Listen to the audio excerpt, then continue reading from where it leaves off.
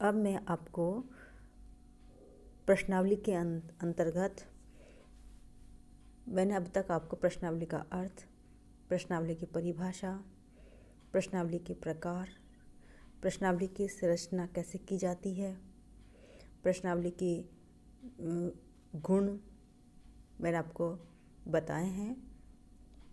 अब मैं आपको प्रश्नावली विधि के दोष या सीमाएं बताने जा रही हूँ। प्रश्नावली विधि की अनेक उपयोगिता एवं लाभ होते हुए भी ये दोषों से पूरी तरह से मुक्त नहीं है।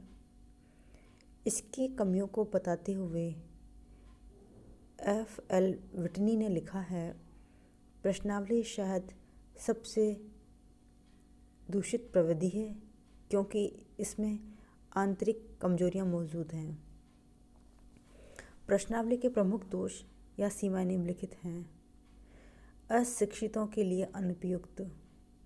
प्रश्नावली का प्रयोग केवल शिक्षित लोगों के लिए ही हो सकता है क्योंकि सूचनादाता को स्वयं उन्हें भरना पड़ता है।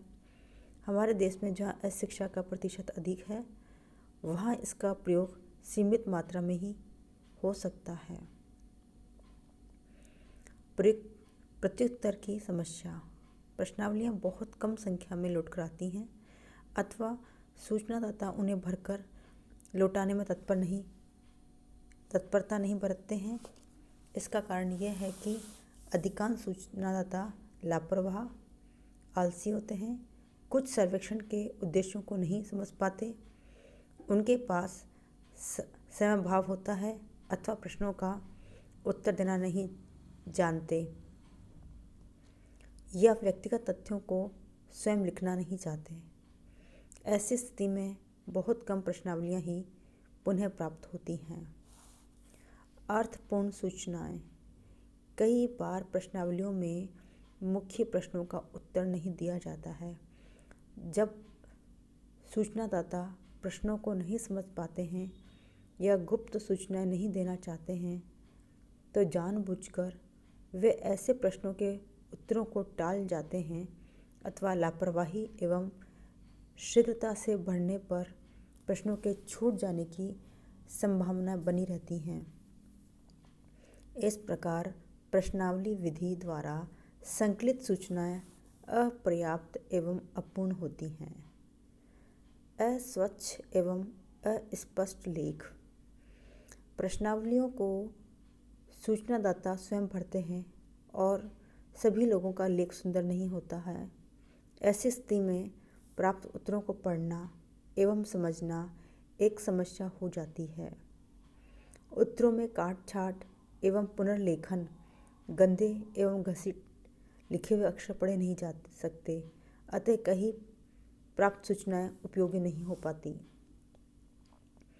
प्रतिनिधिपूर्ण निर्देशन असंभव। प्रश्नावली विधि द्वारा अध्ययन के लिए चयनित निर्देशन क्षेत्र का पूर्ण प्रतिनिधित्व नहीं करता है क्योंकि क्षेत्र में शिक्षित एवं अशिक्षित सभी प्रकार के लोग होते हैं, किंतु प्रश्नावली का प्रयोग केवल शिक्षितों के लिए ही किया जा सकता है।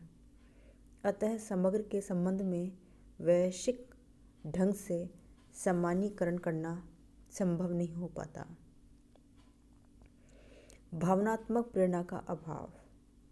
प्रश्नावली विधि में सूचनादाता एवं अनुसंधानकर्ता में व्यक्तिगत एवं आमने सामने का संपर्क नहीं हो पाता, अतः वे एक दूसरे के विचारों को अच्छी तरह नहीं समझ सकते और न ही अनुसंधानकर्ता सूचनादाता को प्रश्नावली भरने के लिए भावनात्मक प्रेरणा ही दे सकता है।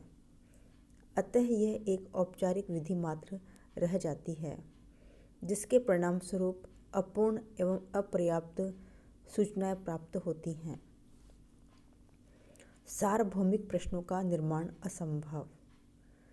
सूचनादाताओं के स्वभाव, विचारधारा, आदर्श, सामाजिक आर्थिक स्थिति, सांस्कृतिक पृष्ठभूमि एवं शिक्षा के स्तर में पर्याप्त भिन्नता पाई जाती है।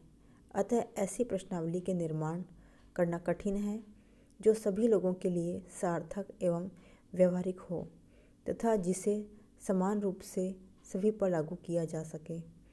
ऐसी स्थिति में निष्कर्षों का भिन्न भिन्न आना स्वाभाविक है। गहन अध्ययन असंभव। प्रश्नावली द्वारा विषय का गहन अध्ययन नहीं किया जा सकता, क्योंकि एक तो समय का अभाव होता है, दूसरा अनुसंधानकर्ता की अनुपस्थिति के कारण खोद कर सूचना नहीं पूछी जा सकती और न ही भावनात्मक प्रेरणा दी जा सकती है। अतः इसके द्वारा केवल मोटी मोटी बातें एवं सतही सूचना ही एकत्रित की जा सकती है, गहन नहीं। विश्वसनीयता का अभाव। प्रश्नावली द्वारा प्राप्त सूचनाएं पूर्ण विश्वसनीय नहीं मानी जा सकती, क्योंकि अनुसंधानकर्ता की अनुपस्थिति के कारण कई बार सूचनादाता प्रश्नों को समझ नहीं पाते तथा उनका गलत अर्थ लगाते हैं। ऐसी स्थिति में प्राप्त उत्तर प्रामाणिक एवं विश्वसनीय नहीं कहे जा सकते।